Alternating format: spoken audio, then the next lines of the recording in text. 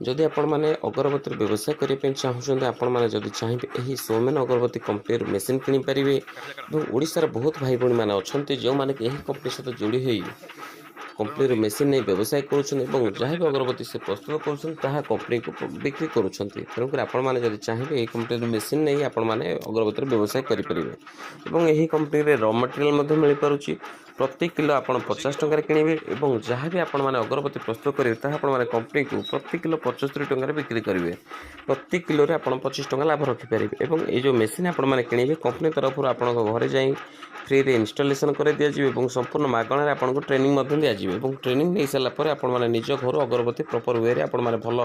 quality अगरबत्ती प्रस्तुत करेंगे और जहाँ भी अगरबत्ती प्रस्तुत करेंगे आपने कंपनी को बिक्री करेंगे और ये कंपनी जो मेसीन आपने किणवे से मेसीन वारंटी 1 ईयर रही 1 ईयर भितर छोट मोट इश्यू आए ताहा संपूर्ण मागणार आपण